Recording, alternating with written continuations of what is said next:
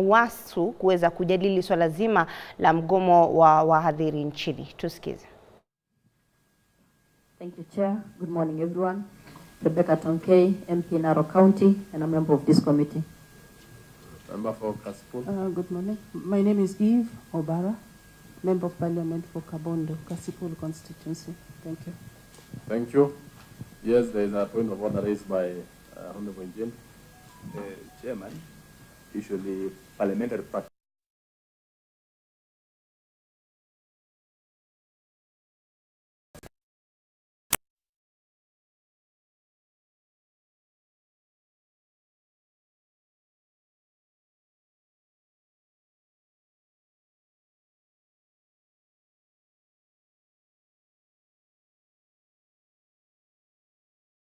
So the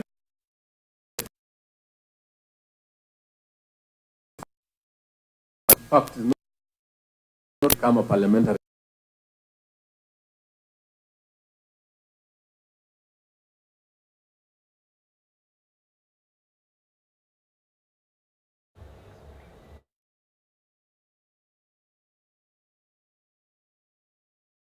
It is never documented anywhere. That's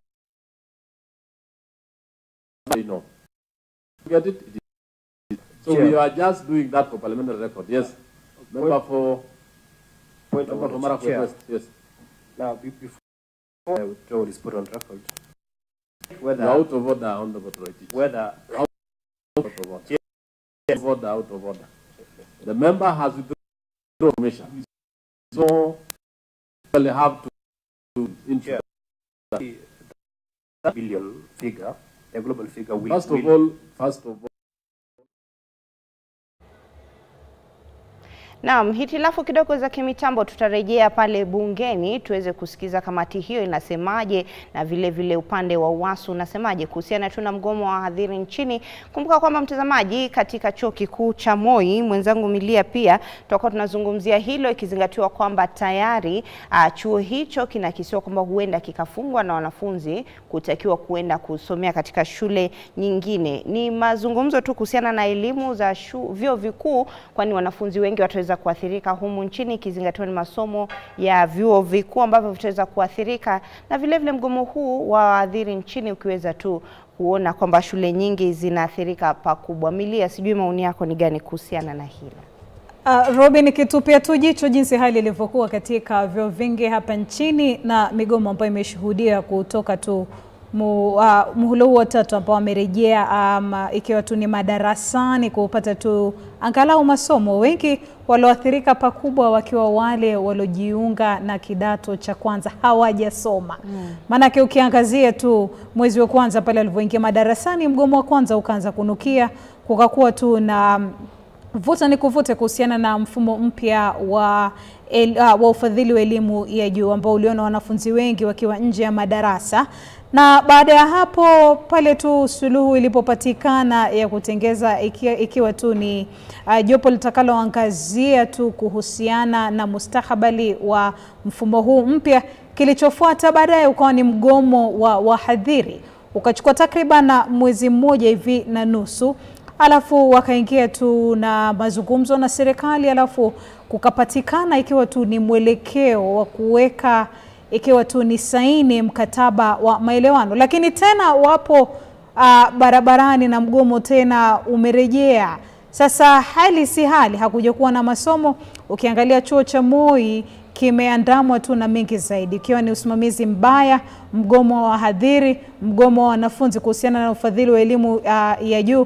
Kwa hivyo kumekuwa na mambo mengi. Sasa sijui itakuwaje kuanzia mwaka ujao mwezi wa Januari, watakuwa wanaanzia wapi? Je, wanaanzia walipoanza wachia ikiwa tu ni muhula wa tatu ulipoanza, au watakuwa wanaanzia vipi, au wahadhiri hao wanapangia vipi? Na sekta ya elimu nayo inakusudia lipi kuhusiana tu na mkorogo ambapo uliopo kwa sasa, ikiwa tu ni tashwishi kubwa inayoshuhudiwa katika sekta ya elimu. Kwa hivyo mambo ni mengi Robi ambayo yameacha sekta hii ya elimu katika hali ya atiati. Watatatua lipi, waangazie lipi, na mwanafunzi atasaidika vipi? Na usisahau Robi, wanafunzi tuangazie wale wa kidato cha kwanza wanaojiunga. Kuna wale ambao walitarajia kuwa wataanza masomo yao tayari kama ilivyo ada. Kuna wale wazazi walijitolea mahanga, ikiwa tu ni kulipa, ikiwa tu ni karo ya kuanza tu masomo. Kuna wale ambao walikuwa washalipa, ikiwa tu ni katika vyumba vya kulala au mali wanahitajika. Yani kuhusiana tu na mambo ya kila kukicha, mwanafunzi wa kwanza ambaye anajiunga tofauti na yule ambaye yupo katika mwaka wa 4 au wa 3. Alafu kuna wale ambao wanatarajiwa tu robi, ikiwa tu ni kuhitimu. Kwa hivyo mambo ni mengi. Itakuwaje kwa upande wao? Na wahadhiri sasa wapo barabarani na wamegoma katu madarasani ya wengi. Kwa hivyo kama kawaida Robi, inakuwa tu ni kutupia jicho sekta ya elimu ikigaagaa tu na matatizo. Naam, bila shaka Milia, kama ulivyosema tu, fahali wawili wanapogombana ni nyasi ndo humia, na bila shaka wanafunzi wa vyuo vikuu huenda wakaathirika katika siku za usoni. Kwa sasa turejelee tu pale katika kikao cha bunge, ambapo kamati ya bunge ya elimu inaweza tu kukutana na UWASU kuweza kujadili swala zima la mgomo huo wa wahadhiri. Tusikize. That one, salary increment would be 7% for staff in grade 13A and 15, 13A up to 15A, and 10% increment for grade 10A to 12A. The second provision was that annual increment, there will be an automatic 4% annual increment. With respect to implementation date, increments were to be effected from the October 2024 payroll. With respect to retirement age adjustments to 70 up to 74 years for teaching staff. And on pending issues, Chair, the Interministerial Committee is to sit for 1 month beginning 1st October 2024 to resolve the following pending issues. And the pending issues in the return to work formula related to harmonization of other allowances, medical cover, internal CBS, enhanced staffing in public universities and their constituent university colleges, budget for promotions, and budget for Calon and mortgage scheme. There was a transitional clause in the return to work formula, which stated that IPCF and UWASU to convene by 27th of September 2024 to simulate the salary scales for the financial years 2023-2024 and financial year 2024-2025. We implemented it. Consequently, the CBA for the cycle of 2021-2025 is to cover the 2 years of the cycle beginning 1st July 2023. Chair, we have given and asked the honorable members to note that similar return to work formula was signed with IPUCCF and the other 2 unions, that is KUSU, that represents non-teaching staff between grade 5 and 15, and the KUDEHA, which represents non-teaching staff workers in universities that fall between grade 1 and grade 4. But there were only 2 variations. With respect to KUSU, 7% increment for staff in grade 13 and 15, and 10% increment for staff in grade 5 and 12, as well as adjustments in the retirement age for teaching laboratories and university librarians, which was to be harmonized and set at 65 years. For KUDEHA, Chair, all the workers in grade 1 to 4 were to get a 10% increment for those grades. We were also required to state and explain to this Honorable House Committee the status of the return to work formula as of 28 October 2024. And the specific question, Chair, was what is the implementation status of the return to work formula?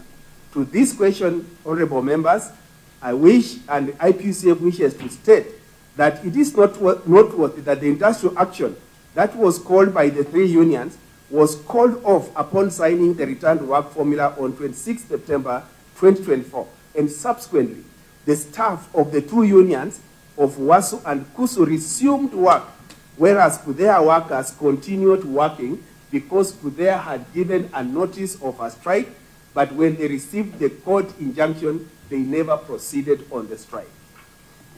Secondly, Chair, thereafter, in accordance with the terms of return to work formula, a technical team comprising IPUCCF and representatives from the 3 unions met in Machakos University and simulated the salary scales for financial year 2023 and 2024 and financial year 2024-2025, and established that the cost for implementation would be 9.7 billion Kenya shillings. The said simulation took into account the salary increments of 10% for all university staff in grade 1 to 12 and 7% for all university staff in grades 13 to 15, as well as the 4% automatic annual increment and applicable pension benefit for the staff. Chair and members, while the joint technical team was undertaking the salary simulation during the joint negotiation committee meetings of IPUCCF and the three unions at Machakos University on 3rd and 4th October 2024, the said unions were made aware that the available monies from the government for the CBA 2021-2025 was 4.3 billion Kenya shillings, and that the salary simulation needed to take this parameter into account. Point of order. Yes. Point of order. Can we have the document that made them aware of the 4.3 billion? Otherwise, we'll also be participating in hearsay. Chair, so honorable members and chair, during the CBA negotiations, there are very many discussions that go on, verbal, and others are recorded. So maybe to be clear on that, yes. And I want to agree with member for Masaba on the same issue, that this was a document you conveyed to WASU, or it was a participatory discussion? Chair, it was a participatory discussion, and in the discussion, this was made aware. Before the Machakos meeting, honorable members, the unions had a meeting. Proceed, because it was participatory. It was participatory. Thank you, Proceed. Chair. Yeah. So, Chair, the other thing we wanted to mention, Chair, is that after that was made aware to the unions rejected this parameter from being applied in salary simulation, arguing that it was not in the executed return to work formula. The said salary simulation of the Machakos was submitted by IPUCCF and the three unions to the Interministerial Committee on 17th October 2024 for the way forward, as had been resolved in Machakos. It is to be noted, honorable members, that the Interministerial Committee, chaired by the Principal Secretary of the State Department for Labor, was established on 30th September 2024 to coordinate negotiations between WASU, KUSU, and KUDEA workers and the government, with the goal of ensuring the timely conclusion, signing, and implementation of the 2021-2025 CBAs.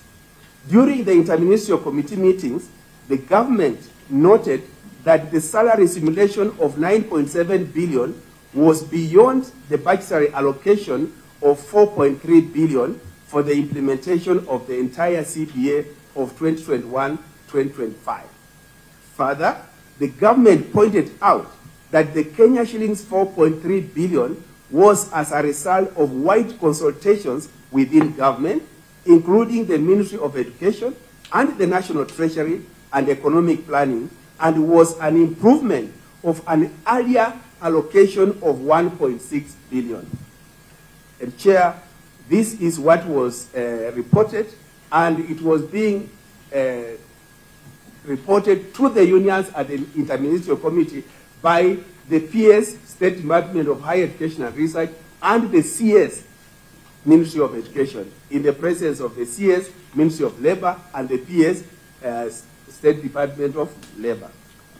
To fit into this budget allocation of 4.3 billion, it was proposed during the Interministerial Committee meeting that the implementation of the CBA for 2021-2025 was to be limited to the salary adjustment of 7% and 10% increments, inclusive of the pension, and retain the current automatic annual increment used in the public universities that ranges between 2.8% to 4.1%, but without the inclusion of the fixed 4% automatic annual salary increment between all salary notches and grades as simulated by the Joint Technical Committee.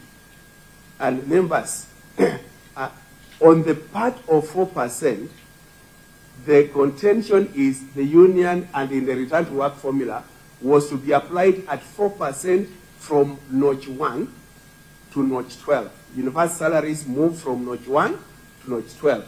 So it was to be 4% from notch 1 to notch 12, automatic annual increment. Currently, we also have automatic annual increment, but it ranges from 4.1% up to 2.8%.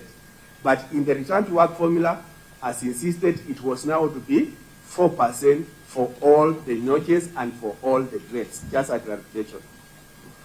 At a subsequent interministerial committee meeting held on 22nd October 2024, members, the government presented salary simulation based on the Kenya shillings 4.3 billion that included salary increments of 10% for grade 1 to 12 and 7% for grade 13 to 15, together with an applicable pension and the current automatic annual increment that ranges between 2.8% to 4.1%. Thereafter, the three unions rejected the exclusion of the fixed 4% automatic annual increment to the salary adjustments between all salary notches and grades. Subsequently, and on the same day of October 22nd, 2024, WASU issued a 7-day strike notice. Na bila shaka ni kamati ya elimu bungeni ikiwa inajadili swala zima tu la mgomo wa wahadhiri nchini. Tutaweza kurejea tujue hatma ya kikao hicho. Kwa sasa wanaume wawili wamekamatwa na kuhukumiwa miaka 35 kila mmoja kufuatia tu hatia ama kupatikana na hatia ya kumuua mwanariadha Benjamin Kiplagat tarehe 31 Disemba mwaka uliopita. Jaji Ruben ametoa hukumu hiyo, anasoma ilipaswa wawili hao waliotekeleza kitendo hicho mtaa wa Kimumu, kaunti ya Uasin Gishu. Tungane na mwenzetu Timothy Simwa aweze kutueleza zaidi kuhusiana na hilo. Kwako Simwa.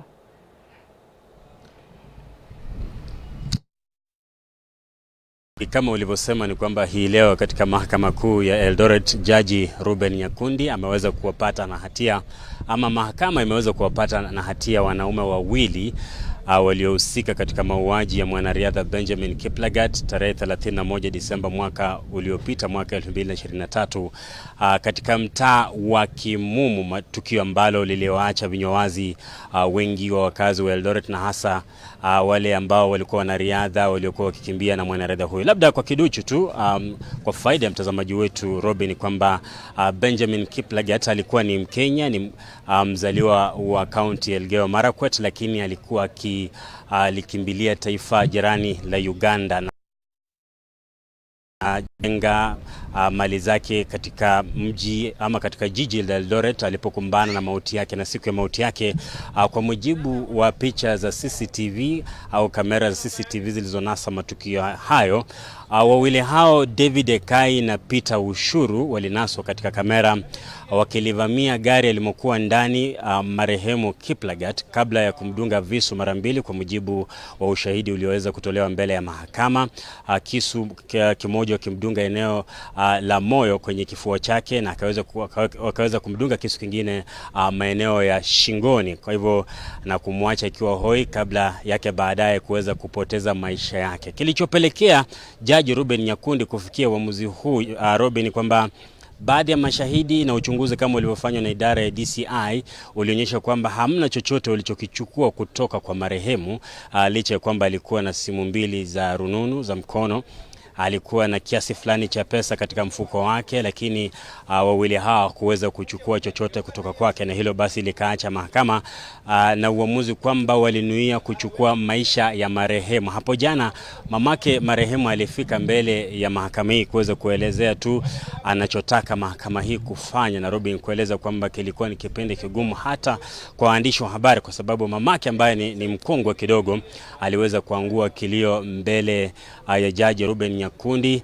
na wakati mmoja ikalazimu maafisa wa Kote kuweza kumpeleka nje baada ya kulemewa na uchungu wa kuweza kumpoteza mwanae ambaye anasema kwamba yeye ndiye alikuwa akilinda familia ya watoto wake ambao ni 7. Kwa hivyo anasema kwamba kifo cha mwanae kilimwacha kwa uchungu mkubwa, akiitaka idara ya mahakama au mahakama kuwahukumu wale hao kunyongwa au kufungwa maisha. Ni semi ambazo vile vile kakake mdogo marehemu Kiplagat aliweza kueleza mahakama, akitaka mahakama hii kuweza kuwahukumu wale hao angalau kifungo cha maisha, kwa sababu tunavyojua kisheria ni kwamba kwa sasa kifungo cha kunyonga huwa hakitekelezi tena hapa nchini. Akitaka mahakama basi kuwafungia wawili hao maisha gerezani, lakini hilo halikuweza kutimia. Mwisho wa siku wameweza kupata miaka 35 kila mmoja kwa kosa ama kwa uhalifu ambao walifanya, na kuweza kuchukua maisha ya marehemu Benjamin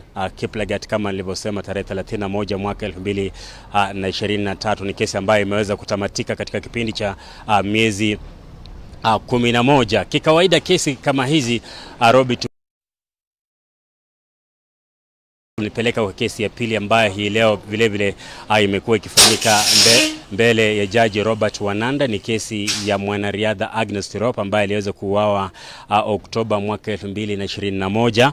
Ni kesi ambayo miaka 3 baadaye inajikokota, na kwa mujibu wa upande wa mashtaka wanaeleza kwamba wapo zaidi ya mashahidi 15 ambao bado hawajaweza kutoa ushahidi wao. Leo ni shahidi mmoja tu ambaye ameweza kutoa ushahidi wake, mazoezi Agnes Tirop. Kwa hivyo sasa mshukiwa ni mmoja anayeaminika kwamba alikuwa ni mumewa na mpenzi wa Tirop, na kwa sasa yuko nje kwa dhamana. Hii ni sehemu ya misururu ya kesi za mauaji ambazo zimehusisha wanahabari. Labda kwa kiduchu tu nikiweza kudokezea ni kwamba ilianza na kesi ya Agnes Tirop mwaka 2021 akidhaniwa kwamba aliweza kuuawa na mumewe. Baadaye ilifuata kesi ya Benjamin Kiplagat kama alivyokueleza, ambaye alipoteza maisha yake katika tukio la uhalifu. 3 ikawa kesi ya mwanariadha Mganda ambaye aliuawa hivi majuzi na mtu pia anayeaminika kuwa mpenzi wake Rebecca Cheptegei, na hata kabla ya kuku kumeza punje Robi akauawa mwanariadha wa zamani Kandie katika makazi yake mtaa wa Elgon View. Kwa hivyo kwa sasa tunavyozungumza angalau zipo kesi 4 mbele ya mahakama, ni moja imekamilika, bado tunaendelea kufuatilia 3 kuona ni ipi itakuwa hatima hizi kesi, mustakabali wake utakuwa ni upi. Lakini hamna kesi ambayo iliweza kugonga vichwa vya habari kama kesi ya Cheptegei na hii ambayo nimeizungumzia muda mfupi uliopita ya Agnes Tirop. Familia yake kwa kiwango fulani wamekuwa kihisi kwamba idara ya mahakama ama gurudumu za haki zimejikokota sana kuhakikisha kwamba familia inaweza kupata haki, lakini ni bayana kwamba kesi hii itakamilika leo wala kesho, kwa sababu bado tunao angalau mashahidi 15 ambao wanafaa kufika mbele ya Jaji Robert Wananda kutoa ushahidi wao kuhusiana na kilicho tokea hadi Agnes Tirop ambaye alikuwa ni mwanariadha aliyekuwa king'aa, nyota yake katika ulingo wa riadha ulikuwa king'aa, aliweza kupoteza maisha yake katika mazingira ya kutatanisha, na mumeo akawa ndio mshukiwa mkuu, kukamatwa baadaye kabla ya kuachiliwa kwa dhamana. Na hii leo vile vile amefika mbele ya mahakama kusikia shahidi aliyekuwa akitoa ushahidi wake. Na swala ambalo limejitokeza wakati wa kusikizwa vikao hivi Robin ni kwamba mtuhumiwa Ibrahim Kiprotich kipindi chote hiki wakati wa kusikizwa kesi hii ameonekana kama mtu mmoja ambaye amezamia sana katika swala la dini. Wakati mashahidi wanapotoa ushahidi wao siku nyingi au mara zote yeye hushinda akisoma Biblia yake anapokuwa kizimbani, haongei chochote wala hata haonekani kama anayefuatilia matukio kama yanavyoendelea mbele ya mahakama. Kama mtu ambaye amezama sana konradhi katika dini, kutokana tuna kesi ambayo inamkabili, akihisi kwamba mwisho wa siku labda ataweza kujikwamua kutokana na yale ambayo yanamkabili. Linalosubiriwa na Wakenya na hasa familia ya Tirop ni kuona ni vipi mahakama itakuwa inatoa maamuzi yake mwisho wa siku, wakiendelea kungojea haki baada ya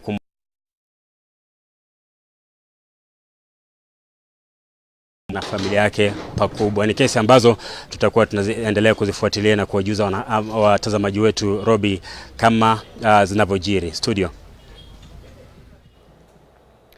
Na shukran sana Timothy Simwa kutoka kaunti ya Uasin Gishu, akiwa tu anaongelea swala zima la upatikanaji wa haki katika mahakama ya Eldoret. Milia, najua utakuwa unaingilia zaidi swala zima la uhuru wa mahakama. Ni baadhi tu ya masuala ambayo yatakuwa yanaangaziwa kuona kwamba Mkenya anapotafuta haki mahakamani ama anapowasilisha kesi yake mahakamani, je, kuna uhuru wa mahakama kuhakikisha kwamba Mkenya anapata haki yake. Mtazamaji, kwa sasa tunaelekea mapumziko. Tukirejea, Milia atakuwa anachukua usukani na mazungumzo ndani ya studio. Tulia kidogo tu, usiende mbali.